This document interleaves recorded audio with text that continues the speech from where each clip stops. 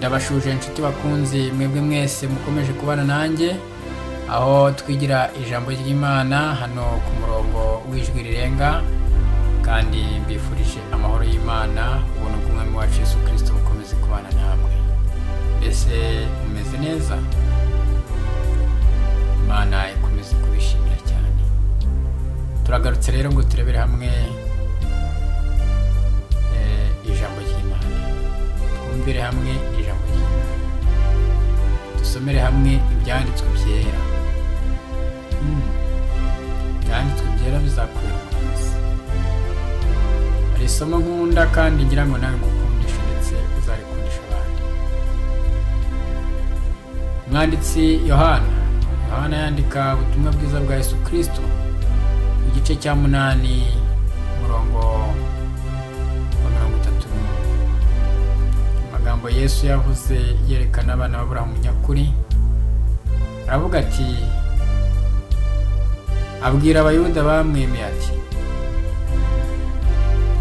nimuguma mu ijambo ryanjye muzaba abigishwa banjye nyakuri, muzamenya ukuri kandi ukuri niko kuzabatura. Imana yacishije cyane. Tugiye kurebera hamwe amagambo aboneka mu ijambo ry'Imana, ndetse turasoma n'inyandiko zimwe aho tubona igitabo cy'umwuka w'ubuhanuzi cyitwa Intambara Ikomeye, ni kuri paje 418, ndetse n'ibyaduka mu minsi imperuka ingingo ya 619, niho tuza kuba turebera hamwe amagambo. Hanyuma amasomo ya Bibiliya turarebera hamwe urwandiko rwa kabiri Pawulo yandikiye Timoteyo, igice cya 4 umurongo wa 3 ndetse n'uwa 4. Tuze no kurebera hamwe Abakolosayi, urwandiko Pawulo yandikiye Abakolosayi ku gice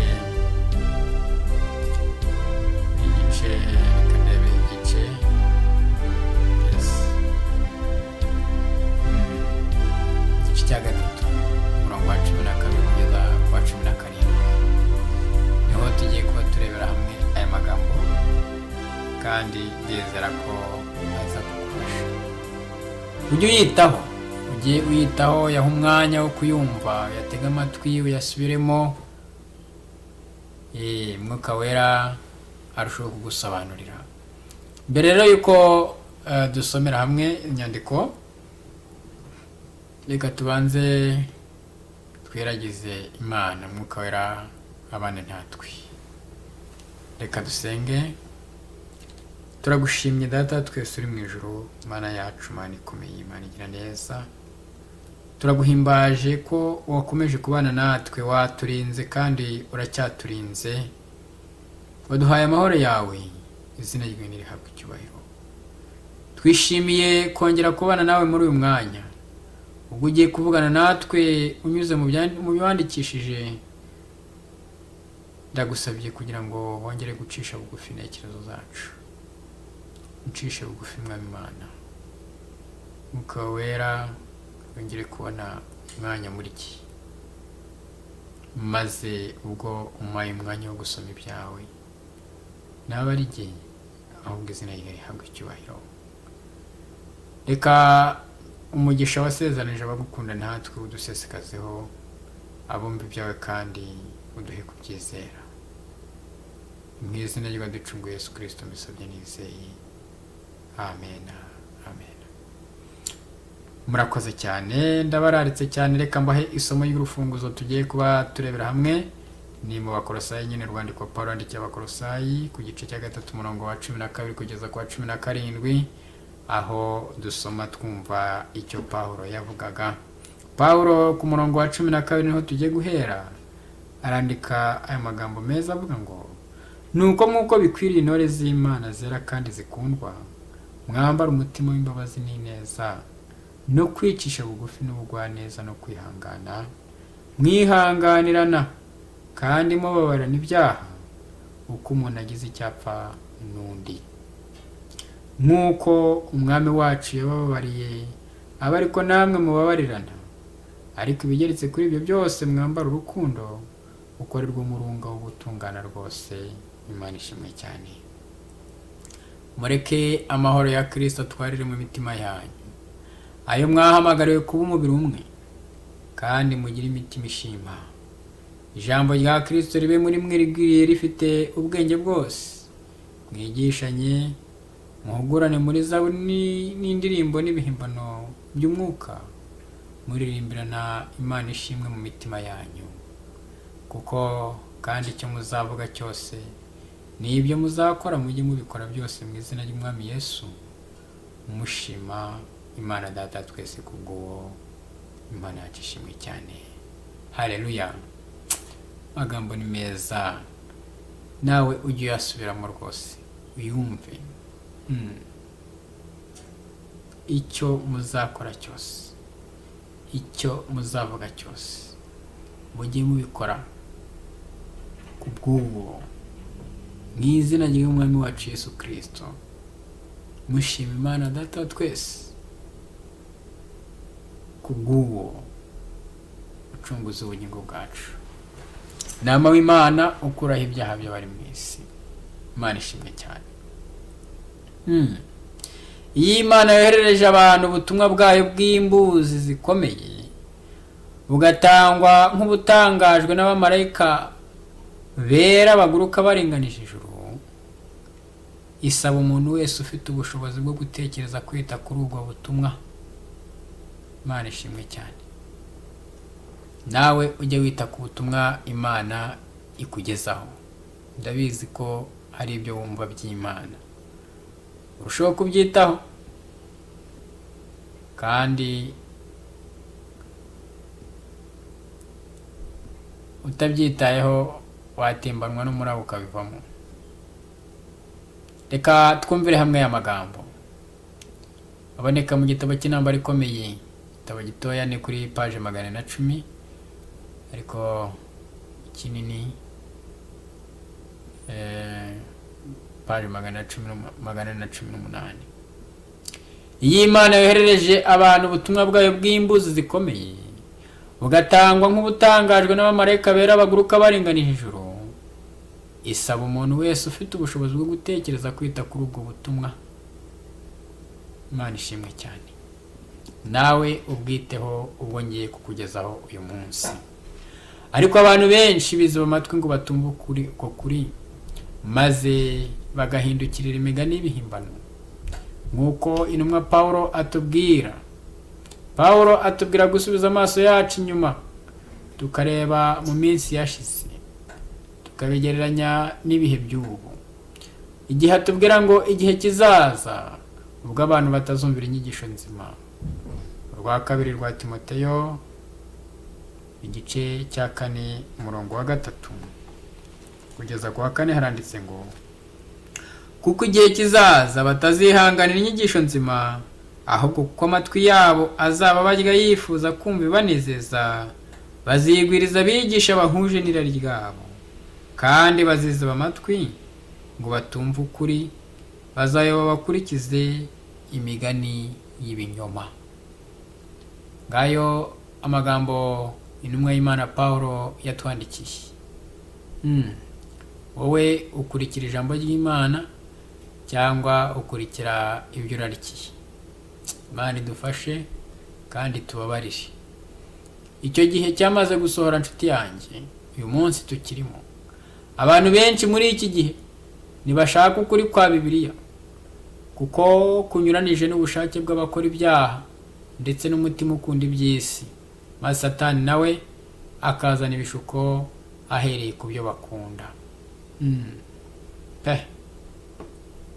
Ngiki ikintu Satani akora. Ngiki ikintu Satani akora. Mbese murimo muracyumva? Turi kwigira hamwe umutwe w'amagambo uvuga ngo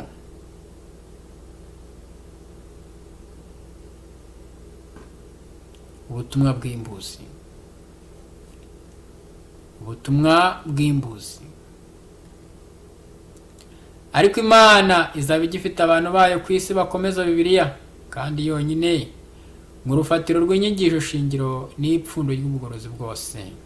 Ibitekerezo by'abanyabwenge cyangwa se imyanzuro ya gihanga, itegeko cyangwa ibyemezo by'inama y'abakuru b'amadini, nk'uko ubwinshi no kudahuza ari nk'iby'amadini bahagarariye, ubwinshi bw'amajwi si bwo bugomba gushingirwaho ku birebana n'ibyo kwizera kw'idini. Mbere yo kugira ihame cyangwa inyigisho iyo ari yo yose twemera, dukwiriye kubanza kwibaza niba bihuje n'iri jambo ngo uko ni ko Uwiteka avuga. Tujye mu byanditswe byera. Ubutumwa bw'imbuzi bw'abamarayika batatu butubwire icyo Umwuka abwira itorero. Satani ashishikariye cyane kwerekeza ibitekerezo byacu ku bantu aho guhanga amaso ku Mana. Yerekeza amaso y'abantu ku bepiskopi bakuru, ku bapasitoro, ku bigisha b'iyobokamana nk'abayobozi babo, mu cyimbo cyo gushakashaka mu byanditswe byera ngo bimenyere ubwabo icyo Imana ibashakaho. Nuko rero iyo Satani amaze kwigarurira intekerezo z'abo bayobozi, abenshi abikoreshereza ibyo ashaka. Ni ibintu bikomeye cyane inshuti yanjye.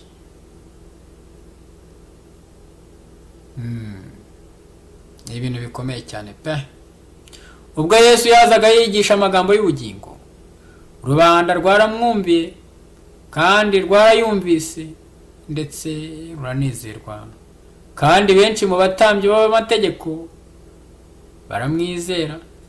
Ariko umutambyi mukuru n'abatware bagambirira kumuciraho iteka no kwamagana inyigisho ze.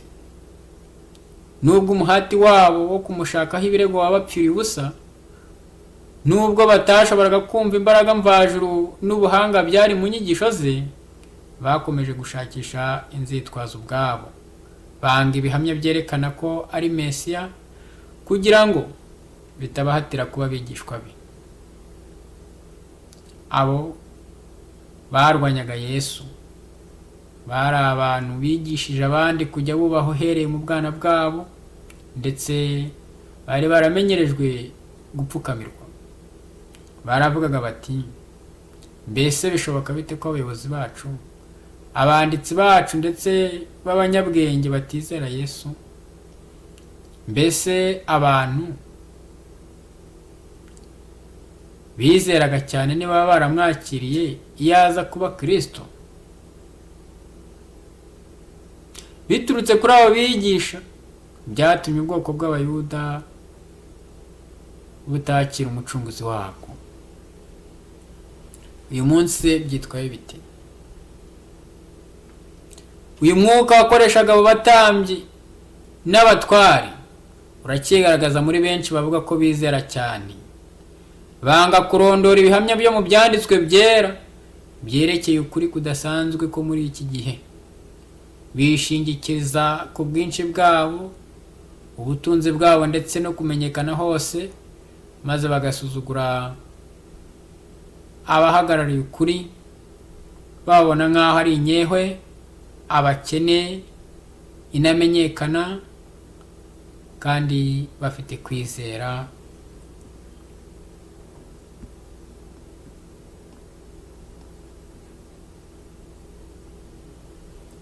Kubatandukanya n'isi yose.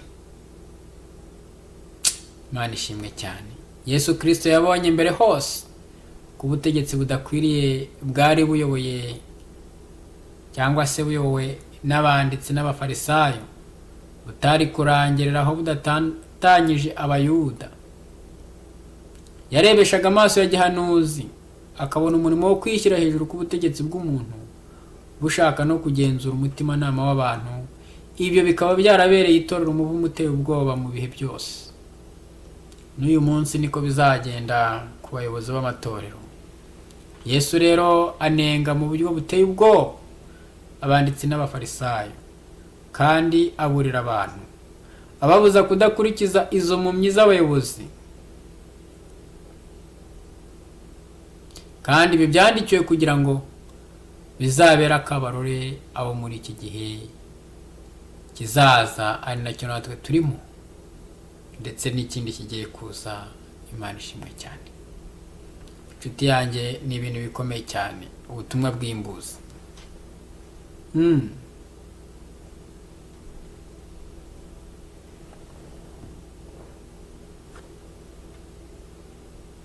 Nyamara nubwo ibyanditswe byera byuzuyemo imiburo ndetse imbuzi ijyanye no kwirinda abigisha b'ibinyoma, abantu benshi biteguye kurindisha ubugingo bwabo bakuru b'idini.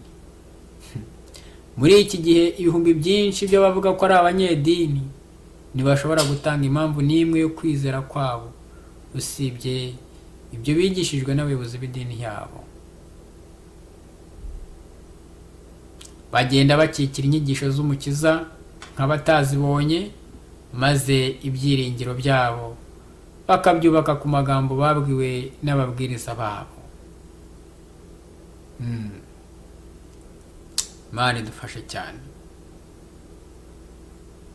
Kuki abantu bubakira ku magambo babwiwe n'ababwiriza babo aho kugira ngo bahange amaso ku Mana ndetse bajye mu byanditswe Imana yaduhishuriye kumenyeramo ukuri? Benshi bahindutse ibikoresho bya Satani akoresha kugira ngo abohe imbata ze. Yigarurira benshi akoresheje umurunga w'isano bagirana n'abanzi b'umusaraba wa Kristo. Uko iyo sano yaba iri kose, yaba ishingiye ku babyeyi, abavandimwe, ku bana, ku bashakanye, cyangwa se ku muhorana, ingaruka z'ibyo byose ni zimwe. Abanzi b'ukuri bakoresha imbaraga zabo zose kugira ngo bigarurire umutima ntama, umudendezo wo kugendera mu byo bumva umutima wabo ubemeza.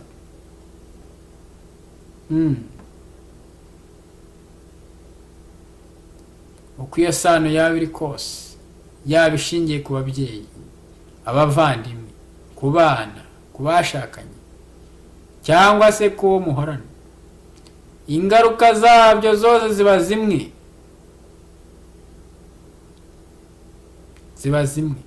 Abanzi b'ukuri bakoresha imbaraga zabo zose kugira ngo bigarurire imitima nama, maze abantu bari mu kigoyi cye bagasigara batakigira ubutwari buhagije cyangwa se umudendezo wo kugendera mu byo bumva umutima wabo ubemeza.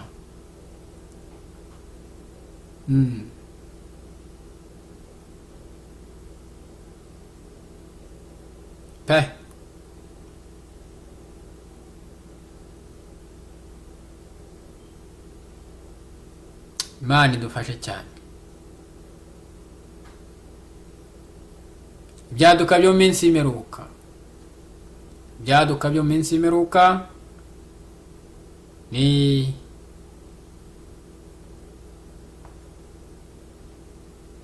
ku ngingo 619.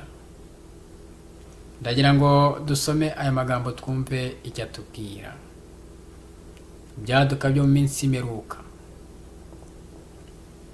Aranditse ngo turi mu gihe cy'ishungura, aho buri kintu cyose gishobora kunyeganyezwa kizanyeganyezwa. Uwiteka nazababarira abazi ukuri niba batumviye amategeko ye mu magambo no mu bikorwa. Imana ishimwe cyane.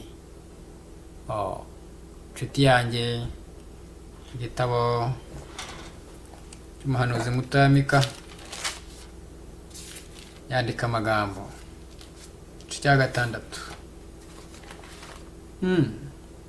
Ntabwo Uwiteka azababarira abantu bazi ukuri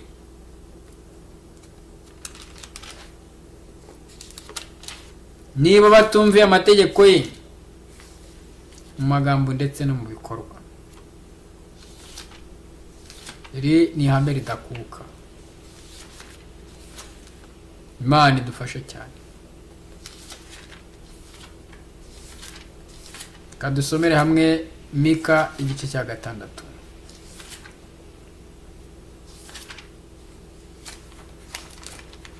ndashaka gusoma ku murongo wa 8.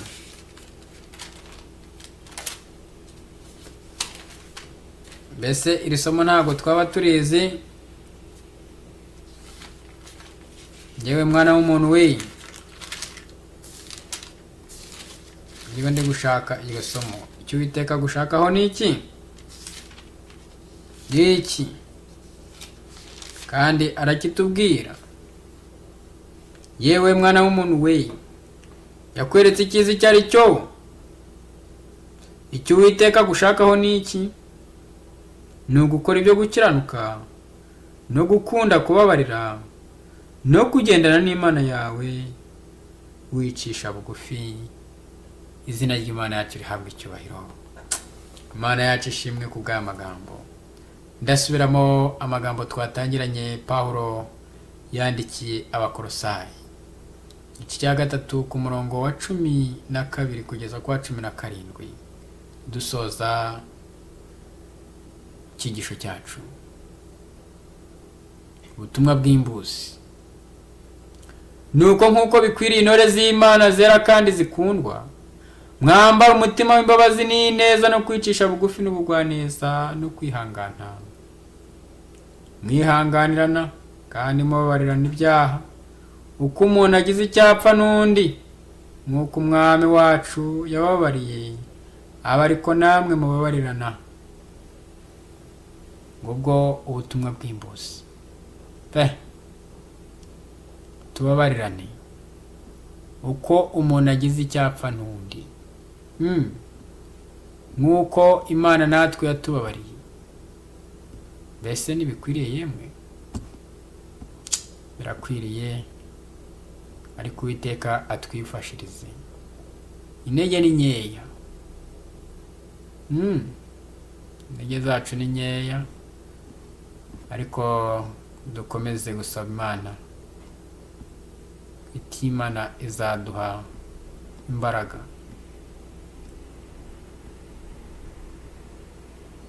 Kandi irabishoboye, ndabizi.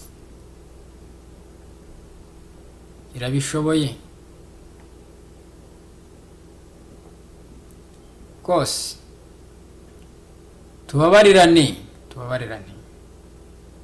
twihanganirane, twicishe bugufi, kandi mu mitima yacu tube abagwaneza. Twambare umutima w'imbabazi.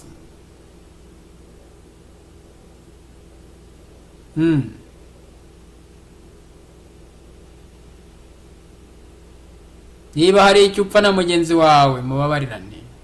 Umusange, agusange, mubabarirane.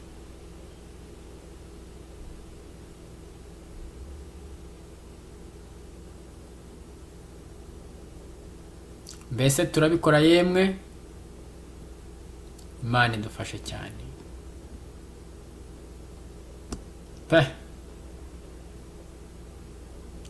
Ariko ibigeretse kuri ibyo byose, mwambara urukundo, kuko ari rwo murunga wo gutungana rwose. Imana ishimwe cyane. Mureke amahoro ya Kristo atwarire mu mitima yanyu, ayo mwahamagariwe kuba umubiri umwe, kandi mugire imitima ishima. Ijambo rya Kristo ribe muri mwe, rigwiriye rifite ubwenge bwose. Mwigishanye, muhugurane muri zaburi n'indirimbo n'ibihimbano by'umwuka, muririmbirana Imana ishimwe mu mitima yanyu. Haleluya. Bose ibi birakwiriye. Kandi icyo muzavuga cyose nibyo muzakora, mujye mubikora byose mu izina ry'Umwami Yesu, mwishima Imana Data twese kubwo. Izina ry'Imana yacu nirihabwe icyubahiro. Mwakoze cyane mwese ababanye nanjye. Mwumvise ubutumwa bw'imbuzi.